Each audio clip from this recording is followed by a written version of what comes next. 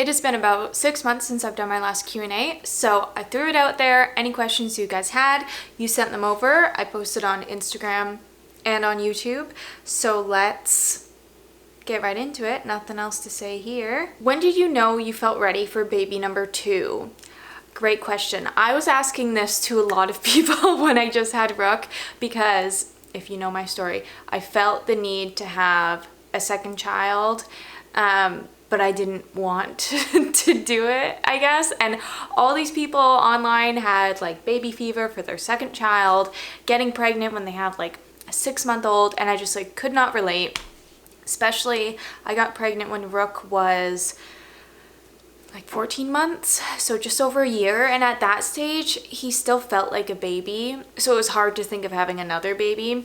I never had baby fever for the next child. I don't know what that feeling is like, the longing for the second, knowing when you're ready. And people always say like, oh, you'll just know when you're ready for the next, and I think that's very true for a lot of people. But I was basing mine off of a timeline of like, this is the age gap I want. So here we go. Sorry, I can't be more helpful. How do you keep yourself grounded and not go off the deep end like other momfluencers? That's a funny question. I don't know if I'm the most grounded person out there. I just feel like I'm living a normal life and just sharing my normal life. I don't know really what it means to go off the deep end like a momfluencer. I figure you're talking about influencers who just like become not relatable anymore. I don't know. I figure as long as I'm just, again, living a normal life, I won't go off the deep end. Hopefully, you tell me. How do you foster the boys' good relationship / avoid big bro jealousy? I was going off of the Big Little Feelings advice. I followed their Instagram about don't blame the baby. So whenever the baby needed something, I would word it in a way of like, instead of being like, I can't help you because I need to nurse the baby, it's, I'm so excited to do this thing with you. You just have to give me a minute or something like that. And I just prioritizing time with both kids. I don't know. I tried my best to avoid the jealousy, and the relationship, I feel like it's just on them. Like, I do my best to give them the opportunity to grow their relationship, but at the end of the day, that's on them. So far, it's been going swell. They are obsessed with each other and I'm obsessed with it. Recently, they've been chasing each other around the house as a game, which is so sweet, and I'm loving having 2 boys. How do you keep the romance alive after having kids? Great question. One we all need to focus on, I assume. One thing as of recently is investing in our relationship. We, a couple months ago, started up couples therapy. And I just feel like if you're not being proactive about your relationship, then you're like setting yourself up for failure, potentially, you know. But we've been married for 5 years. We've had 2 kids. I figured it's about time we go to therapy and just see if anything comes up, anything we can work on.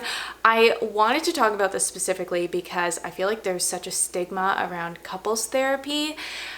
Personal therapy, I think, is having a great moment right now where people are talking about it. It's being normalized, which is fantastic. No judgment around it. You know, better yourself, wonderful.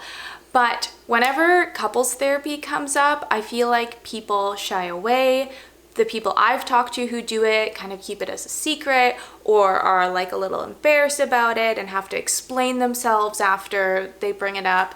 And I think that shouldn't be the case. Like, why shouldn't we talk about investing on our relationships and not feel like you're a failure if you go to therapy for your relationship? And that's also why I'm excited to share today's sponsor, who is BetterHelp. You guys know how much I love BetterHelp. Their mission is to make therapy more affordable and accessible. And this is a really important mission because finding a therapist can be really hard, especially when you're limited to the people in your area. The flexibility that BetterHelp offers means that they reach people who would not normally be able to fit fit therapy into their lives. They've really streamlined the process of matching with your therapist. You just fill out a little quiz online, what your needs are, what you want in a therapist, and they set you up. And of course, you can change your therapist at any time if you need. You can message your therapist at any time, set up your sessions, like I said, in your schedule whenever it works for you. There's group seminars. You can do video call or phone call. The system is really made to fit into your own life. So regardless of whether you have a clinical health issue like depression or anxiety, or you're just a person going through the world trying to figure things out, therapy can help give you the tools to approach life in a different way. So if you want to jump on the train and try out online therapy with BetterHelp, make sure to use the link in my description. That is betterhelp.com/embersandash. And if you use that link, you will get 10% off your first month. Thank you again to BetterHelp for sponsoring today's video. I feel like there's a lot of answers, a lot of ways to bring back romance to your relationship. But just one more thing I feel like I've been focusing on lately is finding out what makes your partner feel special and doing it. Because if they're not feeling prioritized, if they don't feel like they're being thought of, then they're not going to feel loved, and that leads into feeling those romantic feelings. My opinion anyways. So like for Josh, his love language is acts of service. So just little things I can do around the house, like taking his pills out before bed or bringing a change of clothes that if he needs it for when we're going out. He says he really appreciates that, so I do it.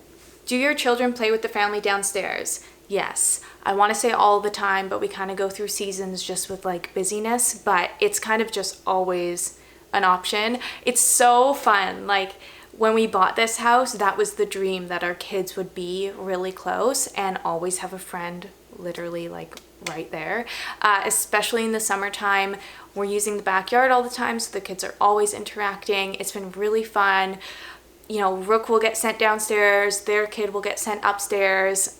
It's been great. Follow-up question is, do you ever divide home repairs? I guess maybe if you don't know the situation, we're sharing this house with another couple, and yeah, everything's divided. All the work is divided, not like perfectly evenly to a T, but like all the big projects for sure are divided. Any little thing that happens up here, I'm not gonna bring it up. I'm gonna handle it, or Josh, just the same as they would downstairs. But yeah, we all own the house, so we all work on it. Did you end up doing the forest school thing? It seems like such a cool concept. Yes, so I think, yeah, I should already have a vlog out saying that we're doing it. But it took me a second to wrap my head around forest school for Rook, mostly because I'm like, okay, like we're doing preschool, like this is happening. And I think it's just gonna be so awesome for him. It's only a couple hours a week, so it's not like I'm losing him full-time to daycare. I feel like I'm still gonna be a full-time stay-at-home mom kind of. But yeah, I think he's really gonna love it. He doesn't start till next week, so we'll see. How is Josh doing? That's so thoughtful. Some of you who have been around since Josh's heart stuff and care enough to ask. He's been doing great.